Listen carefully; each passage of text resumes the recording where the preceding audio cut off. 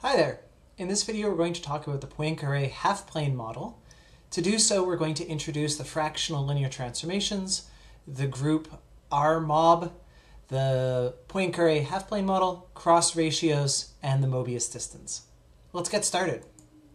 So fractional linear transformations are a very special kind of complex map with the following properties. So we start by defining the Riemann sphere, or extended complex plane, to be the complex plane together with the points at infinity. So we write C bar for this, and we call it a Riemann sphere because topologically it's a sphere. It sort of wraps up at the point at infinity, and then we've got the complex plane on the bottom. A fractional linear transformation is a map of the following form.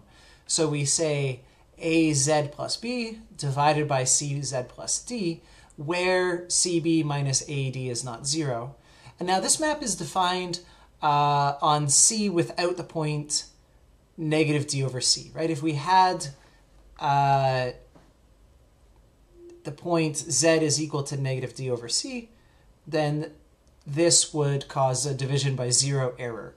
So we're defined on that point, or we're not defined at that point rather, but we can make the following adjustment. We can define it on C bar by defining that that point goes to the point at infinity and the point at infinity goes to A over C.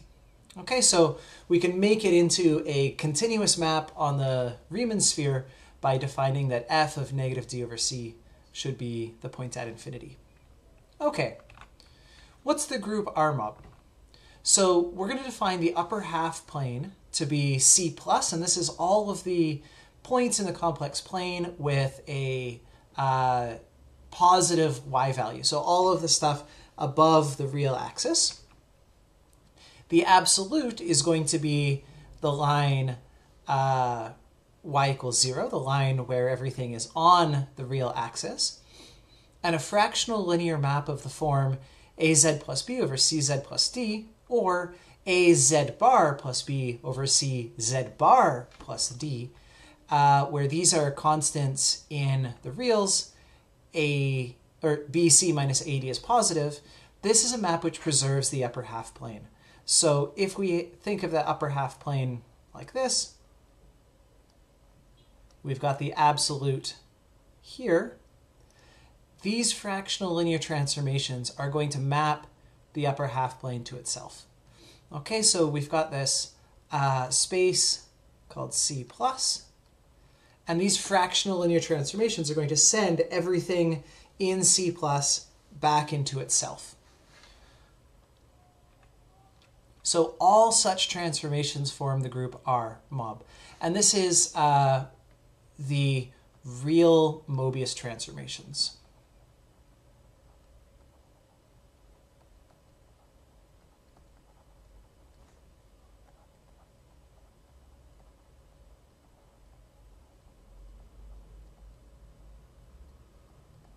Okay, so we're saying the real Mobius transformations because the coefficients are in the real numbers, and these are a very special group. They're the sort of automorphisms of the upper half plane. The Poincare half-plane model then is C plus with the group of Mobius transformations. So our geometry in the sense of Klein is our space is the upper half plane, and our group of transformations is the set of Mobius transformations. Okay, what is the Poincare half-plane model? We say that straight lines in this geometry are vertical lines or half circles perpendicular to A. So if we have our absolute here, we either have vertical lines, which form a right angle, or circles perpendicular to the boundary. So this is very much like we had in the disk model. So here's a couple examples.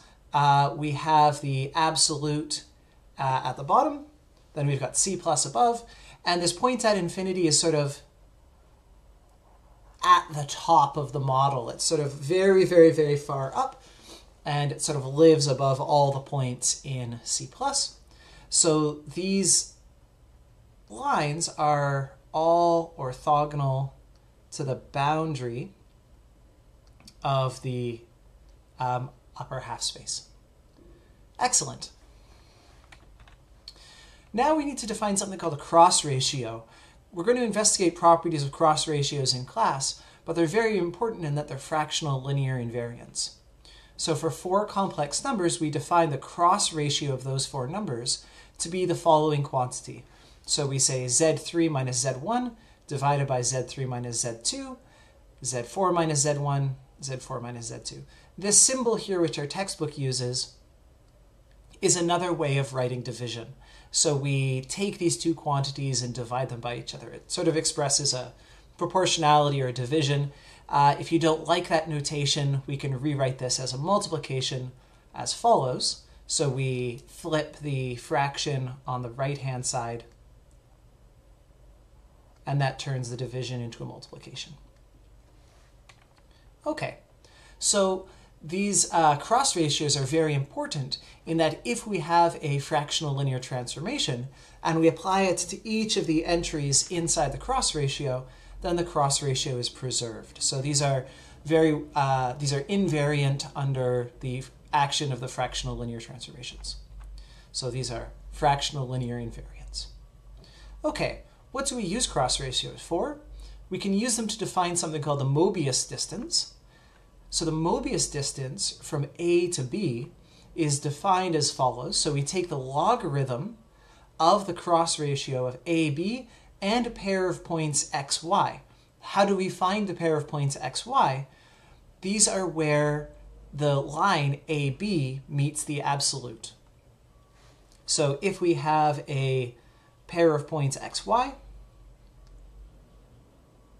then we can extend that to a line in the half-plane model, and it will meet the absolutes at a pair of points xy, which we plug into the cross ratio to calculate the Mobius distance.